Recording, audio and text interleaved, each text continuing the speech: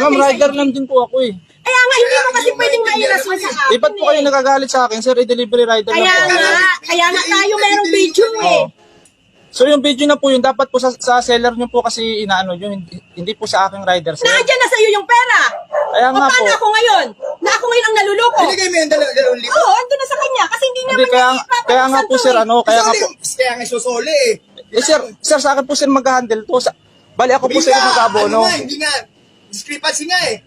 Sir, ba't po kayo sa akin nagagalit? Kasi nga, nakikiwa mo na yung pera tapos ano. Kaya nga po nabuksan na po kasi. Kaya nga, hindi mo naman. Ayan po kasi yung rules. Hindi ko naman mabubuksan to kung Paano hindi mo nalaman mo. kung ano, kung...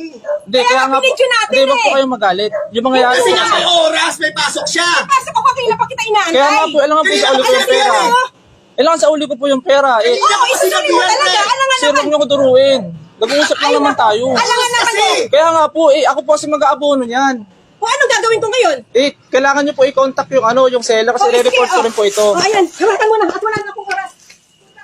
Kasi hindi ko rin sir alam yung gagawin sir eh. Ito. Wala na akong oras eh.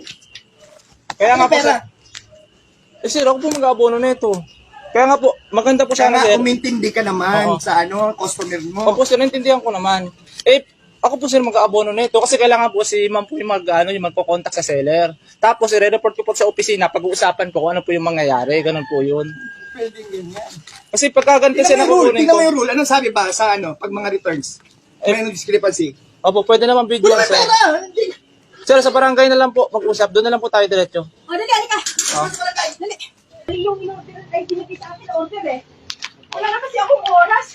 Alasin ko yung ano ko eh. Ito po, may Ang video rin order po ko ako kasi, pa. Infinix. Eh ngayon ang dumating sa akin, walang pangalan eh. Eh, nabigay ko na sa kanya yung pera oh. 2,000. O ito, anong gagawin dito?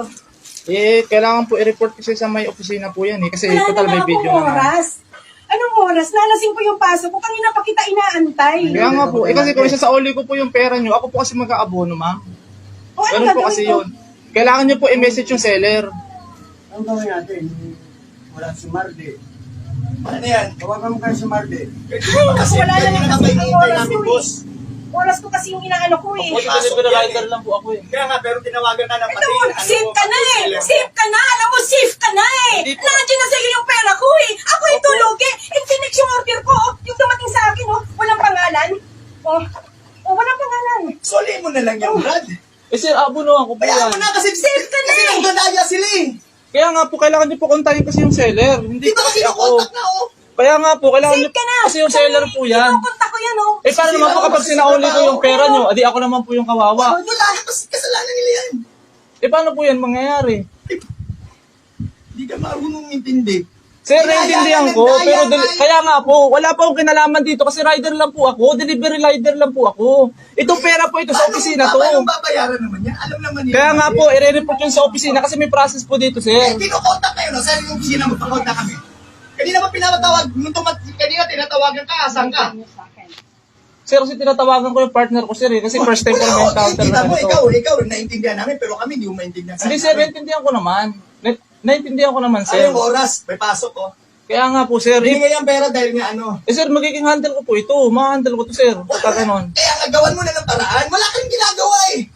Paano po kasi, sir, parang gusto nyo kong saktan, sir, na ano eh. Kaya sabi ko, saglit Kasi lang. nasaktan. Kasi nga, sige na, samahan mo na muna ako. Kahit na, Sama na, sama na. dito ng asawa ko. Akin na ng lisensya mo. Sa ulo naman po itong pera, mamay, pagdating po ng Hindi, barangay. sir. Akin na lisensya Sumama ka mo. na muna.